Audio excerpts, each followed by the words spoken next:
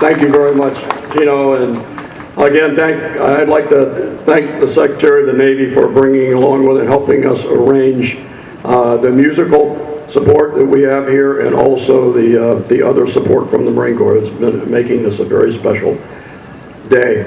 This has been and will continue to be a very special day. It's an historic day.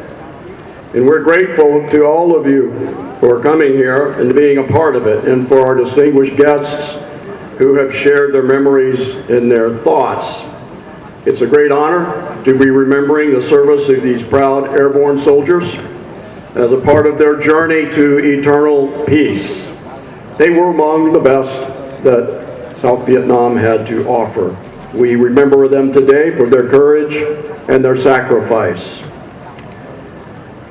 I would also like to offer my thanks and my respect for their fellow airborne soldiers, the Gia Đình Mũ Đỏ, who are here today, and to Dr. Hipp for his very kind remarks. It's a special day. And I would like to say that this long journey of these 81 lost soldiers from Vietnam, Thailand, to Hawaii, and finally here to Westminster, California, is where they will always remain, and that journey makes their cause unique. After 54 years, they have finally reached their eternal resting place. But their journey and the celebration that we're having today is also more than that. And let us remember that this fate was shared by many other soldiers, airmen, sailors, and Marines from among the more than 200,000 South Vietnamese and the more than 58,000 Americans who lost their lives in this long ago war.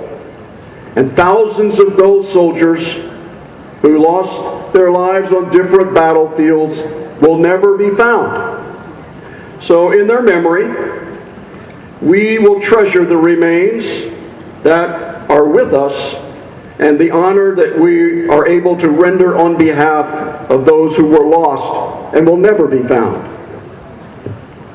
Today we also remember the living. There are people here who fought long and hard on the battlefield of that difficult war. After the war ended, some of them spent many years away from their loved ones in the harsh prisons of re-education camps. There are people here today, a lot of them, who risked their lives on fragile boats in the unknown of the open sea, and then, luckily, found their way to refugee camps, and from those camps into the open society of America, where they and their children worked and studied and succeeded and demonstrated to the world the power of the Vietnamese culture when it is unleashed in an open and free society. And along the way, all of you have helped to make America a better place. There are people here today, like myself, who had the honor of serving our country on some very harsh battlefields in another country, not for fame or reward, not for place or for rank, but in simple obedience to duty as they understood it, as Americans who were dedicated to the pursuit of freedom.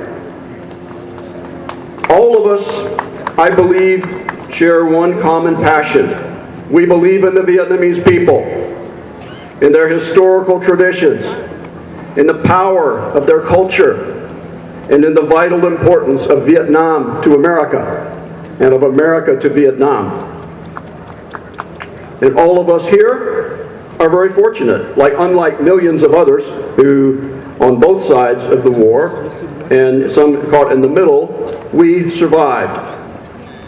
And it is for this reason, more than any other, that we are here today to remember these who did not survive. These lost soldiers paid the highest price. They had the longest journey. They have finally come home, as the mayor indicated, to a place very few of them ever even knew.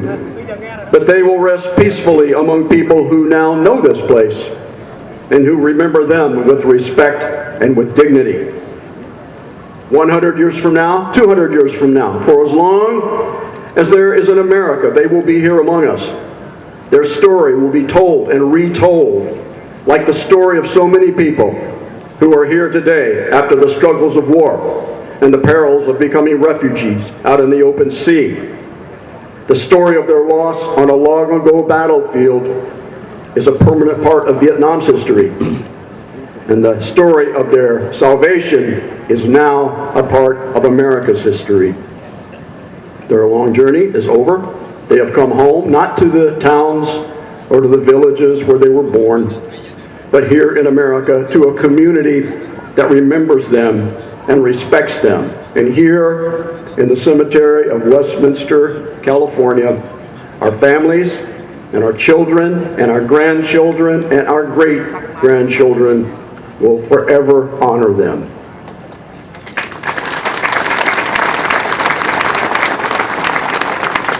For the rest of us, those who survived, let us all remember that the war we fought and the losses we endured are behind us, but the reasons will always be with us.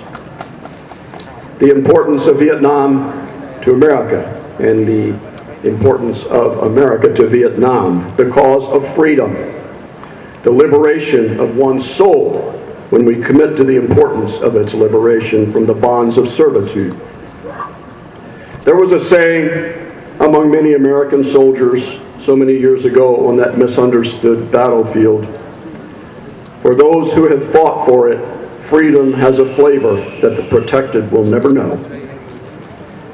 That truth rings especially true, not only for those who fought for it, but also for those who lost a loved one on that long ago battlefield, and for those who endured years of isolation and humiliation in the re-education camps, and for those who set out on the open sea to seek it, not knowing whether they would be dead or on their way to a refugee camp that might possibly bring them to America. That is the power of the Vietnamese culture, and that is the magic of this special place we call America. God rest these brave, never more to be forgotten soldiers. From this day forward, the people of two nations will remember them and will honor them. And we will never forget their sacrifice. Thank you.